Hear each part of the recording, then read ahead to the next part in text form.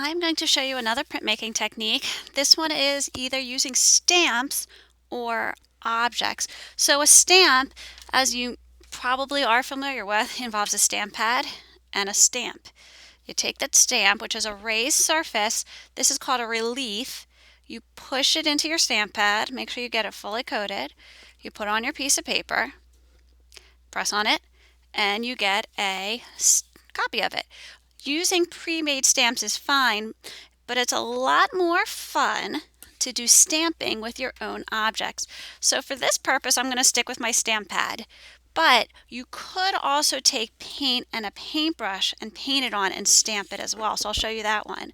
So I have a list of ideas available for you, but you can really stamp a lot of things. For example, I could use the eraser on my pencil. Make sure after you use something, you wipe it off though, because you don't want it to stay dirty.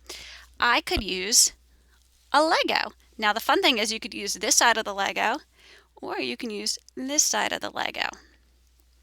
The ink will stick to whatever part sticks out.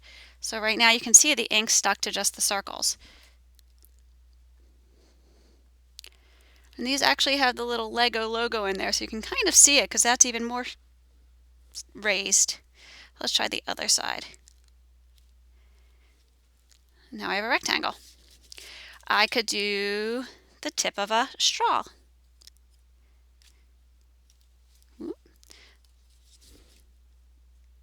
You might have to wiggle it a little bit to try to get all the edges. This, of course the domino that I grab has nothing on it, but you could do dominoes. You could do a cardboard tube.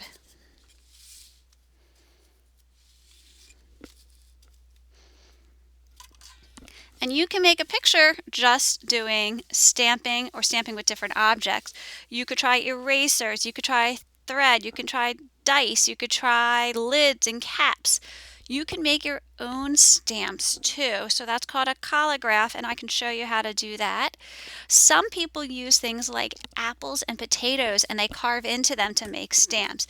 But it's anything that has a raised surface. So if you look at my fire truck stamp here, the ink will only stick to the part that's raised. So that's the idea behind stamping.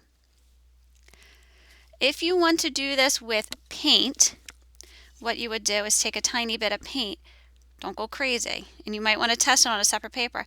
Put a tiny bit on the edge. And then you could do it with that as well. So those are two options for stamping. And I hope you have fun with that.